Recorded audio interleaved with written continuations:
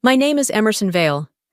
I'm 36 years old, and tomorrow morning, I'll be sitting at the head of a high-security meeting between the Department of Defense and a defense tech firm bidding for a major cyber contract. The twist? The firm belongs to my father's empire. My younger brother is leading the proposal team. Neither of them knows that I'm the one with final approval authority. Tonight, I'm attending family dinner for the first time in 7 years. I know exactly how it'll go. My mother will comment on how thin I've gotten. My father will speak proudly about my brother's latest strategic pivot. Someone will ask if I'm still moving around a lot, in that tone that suggests my career is nothing more than a series of side quests. I won't correct them. Not tonight. Because tomorrow, when the CEO of Westvale Systems looks at me and says, "Ma'am, we're honored to have you here," in a room full of engineers, directors, and military observers, well, I won't need to say a word. The uniform will do the talking. So will the silence that follows.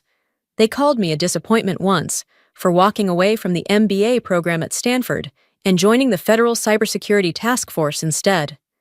Said I was wasting my potential. Said I'd regret it. Let them have their illusions for one more evening. Let them sip wine over roast beef and pretend I'm still drifting. Tomorrow, they'll see what I've built. They'll see who I've become. And they won't be able to unsee it. The driveway was narrower than I remembered. Or maybe I had just grown into someone who didn't fit here anymore. My black government-issued sedan looked out of place between the aging Camry and my brother's gleaming new electric SUV, still bearing the dealership's vanity plate. I sat behind the wheel for a moment longer, hands still, heart steady. That old flutter, anxiety mixed with resolve, tightened in my chest. I hadn't felt it since my first field deployment. I was early. I always was. The porch light glowed its familiar amber tone against the chipped white paneling. The house hadn't changed in the years since I last stood on that threshold. Same crooked step, same overgrown hedge curling over the walkway. I stepped out of the car and heard the hum of cicadas layered under a muted TV inside. Somewhere past the walls, my mother was probably already arranging place settings, positioning forks at precise angles only she would notice. I rang the doorbell, even though I didn't need to. "It's open!" she called from the kitchen, voice muffled but unmistakable. I pushed the door open and was met with the same old scent, floral air freshener and something baked too long. The foyer was lined with framed family photos, all familiar. My brother's graduation from Duke, his wedding in the vineyard, his 2 boys in matching polos beside their golden retriever. No photos of me in uniform, not even the one I sent from the Department of Defense Awards ceremony last year. "Dinner's almost ready," my mother said as I stepped into the kitchen. She glanced up, offered a tight smile. "Logan and Amanda should be here any minute. You'll never guess. Logan was just promoted again, Director of Strategic Systems. Can you believe it?" "That's great, Mom," I said. I set the bottle of wine I brought on the counter, even though I knew no one would drink it. "You should congratulate him," she continued, turning back to the roast. "He's doing really important work now. Everyone at your father's company says he's a rising star." There it was, that phrase, rising star. It used to sting. Now it just echoed in a hollow room I no longer stood in. I moved to the dining room, already set for 6. There was no assigned seating, but the arrangement was as familiar as the layout of a chessboard. Logan at the head, my father on his right, my mother between them, Amanda next to Logan, and the boys in booster chairs. That left me with the floating seat, the one that didn't matter. They arrived 5 minutes later, on cue. Logan walked in like he owned the space, Amanda trailing behind in a sleeveless dress and perfume that hung in the air a second too long. Logan clapped me on the back like I was a colleague he hadn't seen since last quarter. "Hey, Em," he said with that easy TV anchor smile. "Been a while." "7 years," I said. He blinked, then let out a laugh. "Right, yeah, wow." Dinner went exactly as I predicted.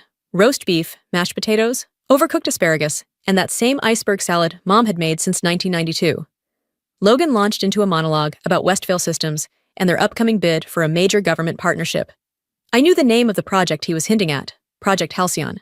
I also knew the proposal draft still had 3 serious compliance flaws, 2 of which could derail funding altogether.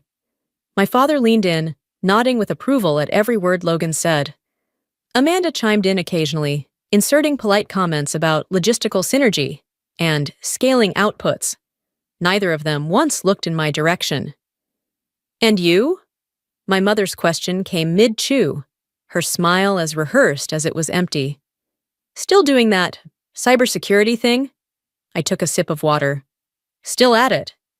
Is it remote, or do you still have to move around so much? Depends, I said, setting the glass down. Sometimes I'm on site. Sometimes I travel. Must be hard, Logan added, slicing into his roast. No clear trajectory. I mean, you probably don't have a long-term team, right? Just following federal assignments? His tone was light, but the implication landed like a dart. No plan, no roots, no future. I didn't respond. I didn't need to. The real conversation would happen in less than 12 hours, in a boardroom filled with West Vale executives, and one quiet woman in black, sitting across from them with clearance badges and authority they never expected. As dessert was served, Amanda's gluten-free tart that no one really liked, I excused myself. My old bedroom was still the same. The twin bed with its quilted cover, the corkboard with yellowed honor roll certificates, the basketball trophy from a middle school tournament no one remembered. A museum of a girl they once celebrated, before she stopped fitting their narrative. On the desk sat a dusty frame. It used to hold my acceptance letter to Stanford's business school. Now it was empty. I sat on the edge of the bed and stared at it for a while. 7 years ago, I had walked away from that track, left the scholarships, the internships, the cocktail parties with venture capitalists. Instead, I'd joined the National Cyber Defense Fellowship, then transitioned into a field unit. I'd briefed joint task forces. I'd built digital infrastructures in conflict zones. I'd spoken in closed-door sessions with more acronyms than names. I'd sent them updates, articles, invitations. Silence had answered everyone. I reached into my bag and pulled out the folder I'd prepped for the morning. Inside, briefing notes, data models, a printed executive summary with my credentials at the bottom. Emerson Vale, Senior Federal Liaison, Department of Defense, Cyber and Infrastructure Command. I stared at the header for a moment, then placed the folder on the nightstand. There was nothing left to prove, not to them. But tomorrow, they'd see anyway. The walls felt tighter at night. Maybe it was the stillness, or the way time seemed preserved here. Nothing moved unless my mother told it to. I hadn't unpacked. My overnight bag sat unzipped in the corner, my government ID clipped inside, just visible through the mesh. A quiet reminder that I didn't belong here anymore. Not really. I ran my fingers along the bookshelf near the desk. The Art of Negotiation, Business Ethics, Winning with Numbers. Titles my father had bought for me in high school, convinced I'd be the next marketing prodigy. For years, I played along. I interned, networked, sat in on weekend pitch sessions at his firm. But deep down, I knew I didn't care about product funnels or quarterly strategy. I cared about systems, vulnerabilities, breakpoints in logic and security. I remembered the night I told them I wasn't going to Stanford. I had waited until after dinner, thinking maybe full stomachs would soften the blow. My father didn't raise his voice. He didn't have to. One glance, one long silence, was enough. You were always meant for more, he said, like choosing national service had stripped me of my worth. More meant desk jobs, boardrooms, maybe a company car, not threat response units, not leading field briefings, not working in classified black sites with encryption walls thicker than family pride. My mother cried quietly that night, not because she disagreed with me, at least I don't think she did, but because she knew what it would cost me, their approval. From that moment on, I became a polite omission. They didn't mention my job in Christmas letters. They never forwarded articles I appeared in. When my name was listed on a Homeland Cyber Shield white paper, my father forwarded it to his legal team, asking if I had actually written it. I'd been erased. It wasn't out of cruelty. It was out of narrative maintenance. I had broken the script, and in this house, There was no place for off-script daughters. I opened my laptop, checking the final draft of the morning's briefing. My team had already sent the updated compliance matrix. Everything was aligned. The only variable left was their reaction. I glanced at the nightstand. My badge sat on top of the folder now, silver, shielded, clean. It didn't shine in the dim bedroom light, but it didn't need to. Its weight was enough. Downstairs, muffled laughter floated upward. Logan's booming voice. My father's deeper, anchored chuckle. Amanda's polished small talk. It wasn't just a dinner, they were a unit. A closed circle that had never made space for my version of success. Logan, the golden boy. He hadn't always been cruel. In childhood, we'd been close. Shared bunk bed secrets, built Lego fortresses, ran through the sprinkler in mismatched socks. But something shifted around age 16, when his SAT scores came back, when Dad started bringing him along to company lunches, when success became a race I'd already forfeited by showing interest in code instead of capital. By the time I joined the fellowship program, he was already networking with defense contractors, latching on to the very industry I would soon oversee. Though neither of us knew that then.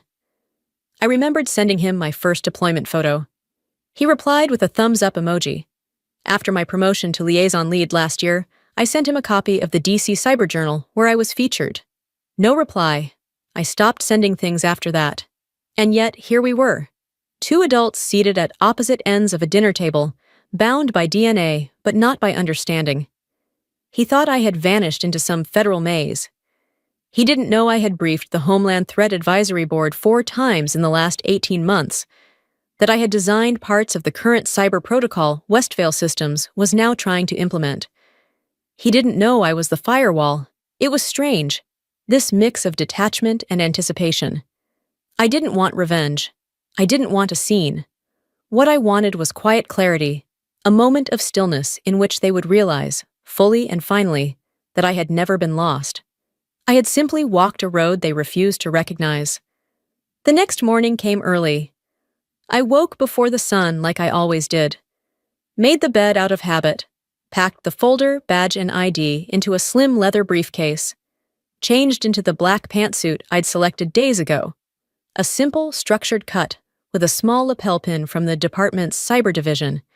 No fanfare, no theatrics, just presence. I descended the stairs quietly. My mother was already in the kitchen, humming softly, pouring coffee into mismatched mugs. "You're up early," she said without turning. "Big day," I replied. She glanced at the bag in my hand. "Job interview?" "No," I said. "Just oversight." She nodded like she understood, but I knew she didn't. And that was okay. Logan wasn't downstairs yet. Neither was my father. I left without saying goodbye. Outside, the air was cold, brisk with late winter sharpness. I stepped into the car and started the engine, watching as the house receded in the rearview mirror. The same cracked driveway, the same porch light, the same home that never quite had room for the version of me that didn't come with a business title.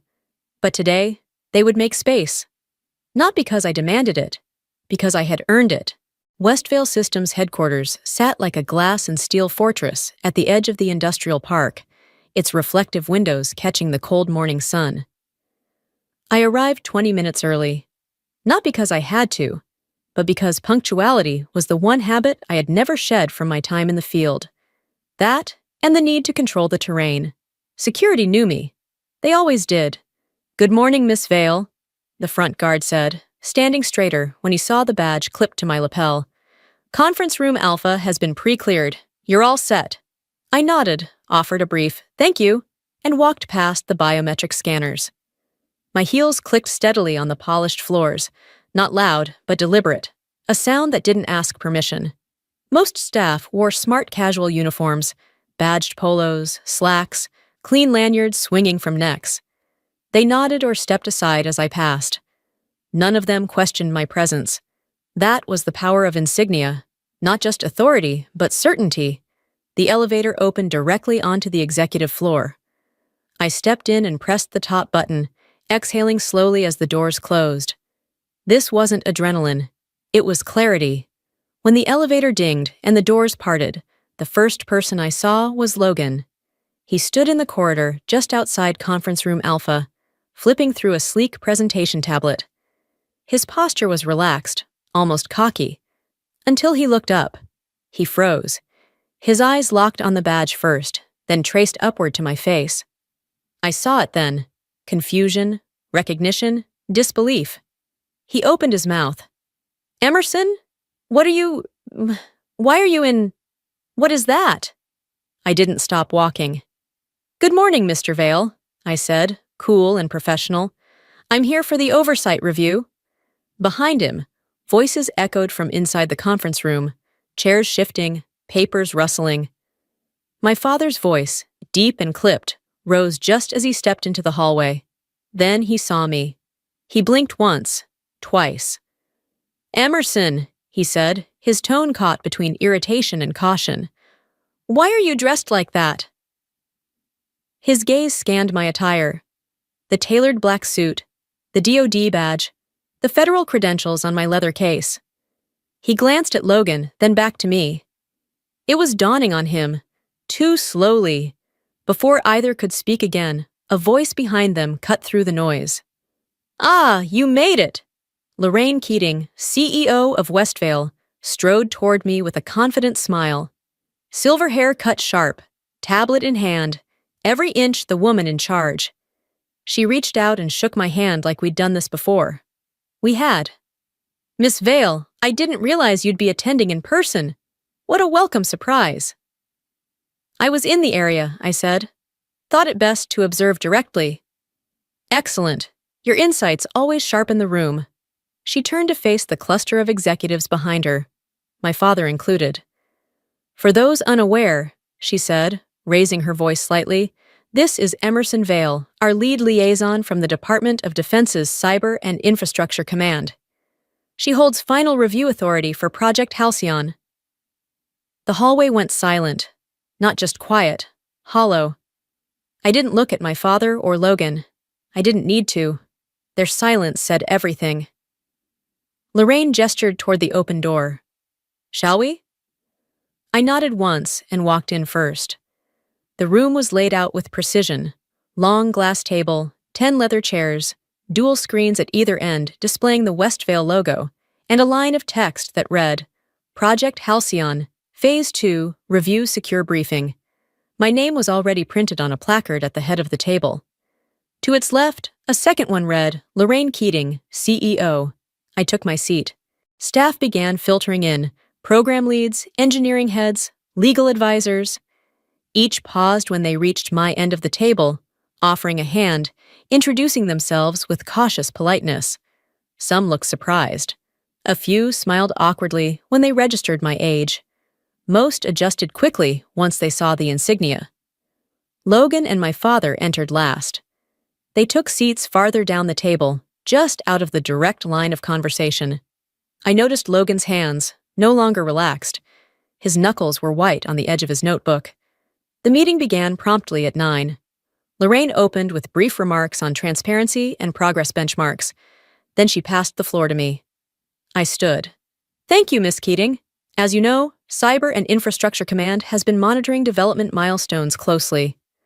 While initial security thresholds were met, recent protocol revisions have raised concerns regarding scalability under live strain environments.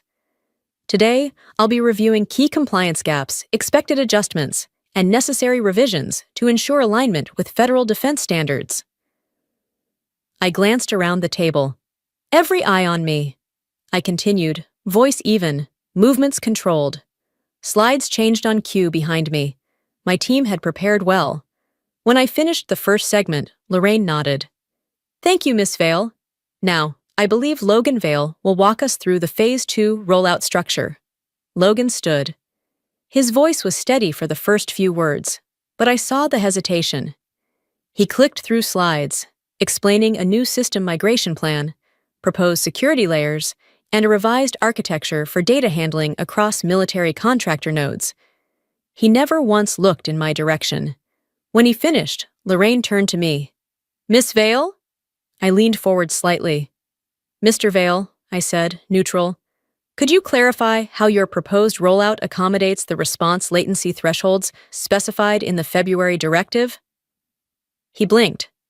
Latency. I can revisit that section. You'll need to. The thresholds are non-negotiable. Please revise your proposal and submit the updated draft by close of business Thursday. He swallowed hard. Yes, ma'am. The title dropped into the room like a pin into water. Ma'am. For a moment, no one moved. Then we continued. I guided the discussion to the next segment. Addressed queries, requested documentation. And just like that, the shift had solidified. I wasn't the vague sister they whispered about. I wasn't a mystery or a disappointment. I was the standard. The meeting closed at noon. Lorraine wrapped up with thanks and emphasized the project's critical role in future government partnerships. Then she turned to me once more. Miss Vale will remain on site for the next 24 hours to oversee protocol alignment. Please extend full support. Everyone nodded. No one asked why. They understood. As the room emptied, I remained seated, reviewing my notes. Through the glass wall, I saw my father standing in the hallway, frozen, watching. His hands were in his pockets, his jaw clenched. For once, he didn't look like a man in control. He looked like someone who had walked into the wrong meeting. Eventually, he stepped inside. Emerson, he said, softer now. We need to talk. I stood. Your office? I asked. He hesitated, then nodded. As I followed him down the corridor, past the same floors where Logan had once given me a tour as a visiting intern, something settled inside me. This wasn't about vengeance. It was about truth. And truth, once revealed, doesn't need to shout. The door closed behind us with a muted click. My father's office hadn't changed since I last stepped foot in it nearly a decade ago. Same leather-bound books lining the shelves, same abstract oil painting above the credenza, same glass paperweight on the desk with the etched company crest. It all smelled of polish and order and something faintly metallic. He didn't sit behind his desk. He didn't invite me to sit either. Logan stood near the window, arms folded, jaw tight. My mother, surprisingly, was already seated in one of the visitor chairs, hands clasped around a half-empty coffee cup like it was the only thing grounding her. The three of them, positioned as if they were holding court. I didn't flinch. I remained standing, hands loosely behind my back, a posture I hadn't used since briefings overseas, calm, watchful, unshaken. You've been, what, leading a federal unit this whole time? My father finally asked, like he was still hoping it wasn't real. Nearly 3 years, I replied, officially lead liaison for 18 months. And you didn't think to mention that? Logan said, voice edged. I did, I said. Emails, invites, even a voicemail the day I was confirmed. No one responded. We didn't know what it meant, my mother said quickly, like trying to diffuse the tension. Liaison. It sounded vague. Colonel, now that's a title. We thought maybe you were just consulting. I blinked once. You thought I spent the last decade consulting. Emerson, my father said sharply. You've always been. He stopped himself. You've always been distant about your path. No, I corrected. I was deliberate. You just didn't like the direction. Silence stretched. Not hostile, just exposed. Logan finally spoke. You didn't humiliate me today. You could have, and you didn't. I wasn't there to humiliate you, I said. I was doing my job. He nodded slowly, the way someone nods when the ground beneath them has shifted and they're trying to pretend it hasn't. It was impressive, he said at last. You were commanding. That almost made me smile. My father still hadn't moved. He stared at the edge of his desk, fingers drumming softly. Then he looked up. You've built something we didn't see coming, he said. We thought you were drifting. You weren't. No, I said. I was just no longer performing for the approval of this room. He flinched, barely. Then he did something I didn't expect. He stepped forward, slowly, and extended his hand. Emerson Vale, he said, his voice rougher now. I owe you an apology. I misjudged you. I looked at his hand. It wasn't performative. It was the handshake of a man who had been forced to recognize what he couldn't control or diminish. I took it. Firm grip. One shake. No warmth, but no bitterness either. I accept, I said. He nodded, then stepped back and exhaled, like someone finally surrendering a long-held denial. My mother stood and approached me, hesitant. "I'm sorry we weren't there for you," she said. "Not just for the events, for all of it." I didn't move. I didn't soften. "I stopped sending things when it was clear you'd already stopped looking," I replied. It wasn't anger, it was self-preservation. She nodded, eyes damp but steady. "And what now?" Logan asked, quieter now. "You'll be the one overseeing the whole Halcyon project?" "Yes," I said. "Your department's implementation plan doesn't meet current security spec. You'll need to overhaul it, fast." He didn't argue. "I'll get started this afternoon." "Good," I said. "I'll be reviewing line items again tomorrow. Full access." A beat passed. He raised an eyebrow. "Full access, even to our internal deployment protocols?" I met his gaze without blinking. "If you'd like federal funding to remain on the table, yes." He whistled low. "You've changed." "No," I said. "You've just never looked closely." We broke for lunch. Lorraine had scheduled a closed-door session with the engineering team, and I joined as observer. The room, once hesitant, now leaned in when I spoke, asked for clarification, respected the chain of command I represented. It was clean, professional, focused, just the way I preferred it. At 3:30, I returned to the main conference room to review Westvale's updated compliance logs. Logan was already there, hunched over a tablet, revising tables and security layers. He didn't speak when I entered, just nodded once and kept typing. I watched him for a minute. The same hands that once built Lego towers next to mine were now redrawing digital fortresses on behalf of a company that hadn't realized its own blind spots. He glanced up. "The rollout spec we showed you? I've scrapped it." I raised an eyebrow. "All of it?" "It was built on assumptions. Yours made me rethink the whole structure." I walked over, scanning the draft schematic. It was better, cleaner, more modular, acknowledging load thresholds and infrastructure scale in a way the first draft hadn't. "You're not bad at this," I said. He grinned faintly. "You're better." I didn't reply. I didn't need to. As I left the room, I passed my father speaking with Lorraine. They looked up as I approached. Lorraine smiled. "Your insights have made all the difference," she said. "Honestly, I wasn't sure this team could take critique well, but you've handled it without drama." I nodded once. "Drama gets in the way of progress." She chuckled. "A mantra I wish more people believed in." My father said nothing, but I saw the shift in his posture. Not defeat, just understanding. Recognition wasn't always loud. Sometimes it arrived in silence and stayed. The guest office they'd assigned me was 2 floors down, tucked in the quieter south wing of the building, far from the executive bustle. It had a window view of the parking lot and a single plant in the corner, probably fake. I didn't sit. I needed to move. I stood by the window, sipping from a paper cup of burnt coffee, waiting. They arrived together, first my father, then my mother, and finally Logan, trailing a few paces behind like someone not quite sure if he was invited. No one spoke immediately. The air between us was packed tight with things unsaid. My father closed the door gently. "We figured this would be better off the record." I set the cup down. "Better for what?" I asked, voice calm.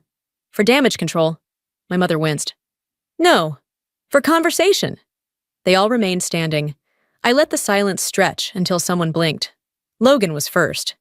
"That room, this morning. Jesus, Emerson." I turned to him. "What did you think I'd been doing all these years?" I asked. "Blogging?" He looked away. "Honestly, I didn't know. You never said much." "I said plenty. You just never listened." My father took a step forward. "Let's not turn this into an inquisition." I met his gaze. "Why not? You've been holding court for 30 years." He opened his mouth, then closed it again. My mother interjected softly. "We didn't know how far you'd gone, how serious it was. When you left Stanford, I didn't leave. I chose differently. There's a difference. She nodded slowly. I see that now. No, I said. You see results now, not the path. That silenced them for a beat. My father rubbed his temples. You have to understand, Emerson, when you rejected that full ride, it felt like you were turning your back on the family, on what we built. What you built, I corrected. I was never allowed to build anything of my own. The blueprint was handed to me before I had a say. The only choice was how closely I followed it. We wanted success for you, he said. No, I said again, sharper. You wanted your version of success to reflect back at you. My mother sat down slowly in the corner chair. She looked smaller there, less curated. I didn't know what to do when you stopped calling, she said quietly. I stopped calling, I said, after the 6th voicemail where you asked me, again, why I didn't just come home and find something stable. After Logan told me military work was just glorified obedience. After Dad forwarded me that email from his general counsel asking if I actually qualified to speak at that panel. I turned back to the window. I stopped calling when it was clear none of you were actually interested in hearing what I did, only in correcting it. The room was heavy, not angry, just heavy with the kind of grief that settles once the denial burns off. Logan finally spoke again. You were right to be angry. You are. I looked at him. I'm not angry anymore. That's the point. I let go a long time ago. He blinked. Then why show up? Why take the oversight role on this project? I shrugged. It was assigned. I didn't choose the contract. But once I saw Westvale's name, I didn't recuse myself either. Why not? Because I wanted you to see, I said. Not for revenge. Not to rub your faces in it. But so you'd know. So you'd finally understand that I was never lost. I just stopped explaining myself. My father exhaled sharply, the sound somewhere between regret and exhaustion. You've built something we don't understand, he admitted. That's on us. It's not about understanding, I said. It's about respect. You don't have to understand why I joined Cyber Command or what it feels like to run a black site breach simulation under DEFCON protocols. You don't have to know the acronyms. But you do have to accept that I chose something real, something I believed in, and that I didn't fail just because I didn't choose a corner office and a monogrammed mug. My mother looked up then, eyes moist. I thought you were avoiding us, that you didn't want us involved. I didn't want to be hurt again, I said. There's a difference. Another pause. My father finally walked around the room, slowly, like he was trying to find the right angle to soften the edges. We used to think you were drifting, he said. Now I realize you were just moving on. I didn't correct him. Sometimes people have to land on the truth themselves. He stopped in front of me, reached into his pocket and pulled out something small and square, creased. I've had this in my drawer for months, he said, handing it to me. It was a clipped article from Defense Analytics Monthly. My photo in sharp profile, mid-speech at a national conference. The headline read, Cyber Command's Vale Reshapes Strategic Security Landscape. You read this? I asked. 3 times, he said. Didn't fully understand it, but I knew it mattered. My throat tightened for just a second. He cleared his voice. We thought we knew better. We didn't. He extended his hand again, not as an executive, not as a father issuing approval, just as a man who had finally stepped off the pedestal. I shook it. My mother stood and joined us. We want to try again, if you'll let us. I didn't answer immediately. I looked at all 3 of them. Saw for once, not the jury of my youth, but people. Flawed, late, maybe even scared, but willing. One step at a time, I said. Logan let out a breath like he'd been holding it since the hallway. I scrapped the rollout, by the way, he said. Started rebuilding it with the spec you outlined. I raised an eyebrow. The one you laughed at yesterday? He winced. Yeah, that one. I let a half smile tug at my mouth. It'll work better, he said. Already does. You tell your team where it came from? Eventually, he said. After they thought I was a genius for a full 5 minutes. Generous, I said. He grinned. Don't get used to it. The moment softened. The room no longer bristled. It breathed. As they left, my mother hesitated at the door. You coming home for Sunday dinner sometime? I'll think about it, I said. She nodded. Bring the wine again. We'll actually open it this time. And then she was gone. I stood alone again. But this time, it didn't feel like I had something to prove, only something to protect. 6 months later, my apartment in D.C. didn't feel like a fortress. It felt like ground I had claimed, a place that didn't ask for validation. Clean lines, neutral tones, shelves lined with federal manuals, digital encryption models, and a handful of framed commendations from the past decade, not displayed with vanity, just truth. The table was set for 5. Not because I expected applause, but because I chose to let them in. I heard the knock just after 6. My father stood at the door in a slate-gray sport coat, holding a folded envelope and a bottle of red. Not the cheap kind. Don't ask me what it pairs with, he said. The guy at the shop said it was structured. You're quoting sommeliers now? Only when it sounds poetic. I opened the door wider, letting him take in the space. He stepped across the threshold slowly, scanning the apartment. Not in judgment, but in realization. You've made this yours, he said. I don't wait for permission anymore. He handed me the envelope. Inside was a print feature from Defense Review Quarterly, an image of me mid-briefing, standing alongside the Secretary of Defense. A post-it was stuck to the top. Figured you might want a copy. It's framed in my office. Thanks, I said, setting it beside the others on the shelf. It means something. 10 minutes later, my mother arrived with a pie tin wrapped in a clean towel. Apple, she said with a half smile. Still your favorite? It is. She stepped inside, her gaze drifting over the streamlined kitchen, the wall of clean-lined shelving. She didn't speak about the medals or framed citations, but she paused longer than she used to. She noticed. Logan and Amanda were last. He brought a bottle of wine with a wax seal. She carried a small linen-wrapped box, something fancy, boutique, and clearly not meant to be eaten without ceremony. Nice place, Logan said as he walked in. Looks like someone paid attention to detail. That someone would be me. Yeah, he murmured. I figured. Dinner unfolded without incident. The food was simple. Roast chicken, potatoes, arugula salad, but deliberate. Amanda complimented the flatware.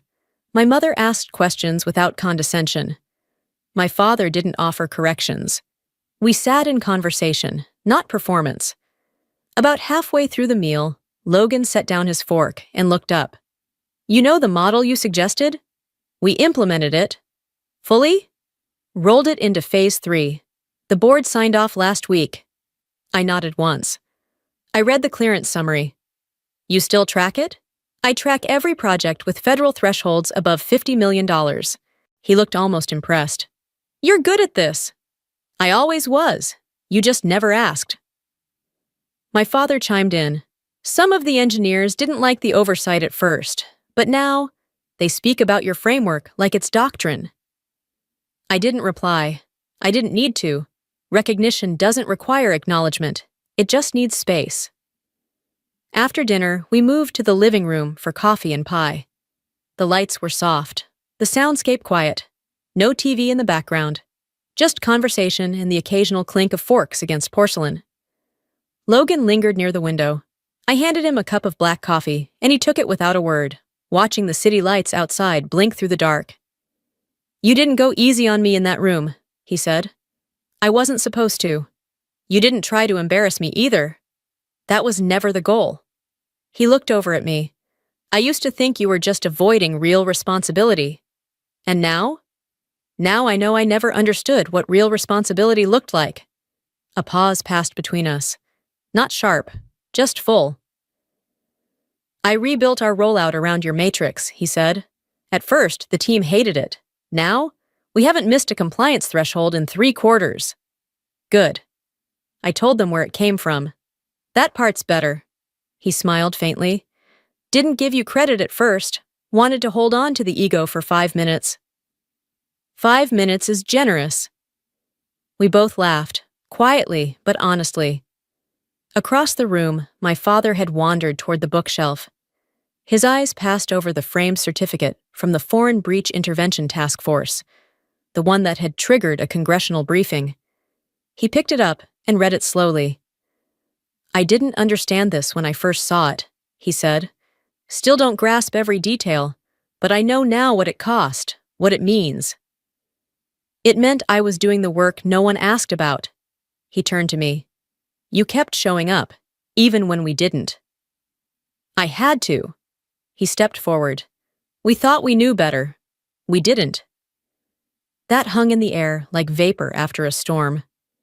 My mother was quiet, her hand resting on the edge of the table. "You were always steady," she said. "Even as a kid, you made lists, built maps of your Lego cities, drew up rules for bedtime patrol." I smiled at that. "Structure helps. We should have seen it sooner." "You didn't want to," she nodded. "No, we didn't." Then she reached across the table and placed her hand over mine. "We'd like to come again, not just for holidays, just because." "I'll think about it." "Fair."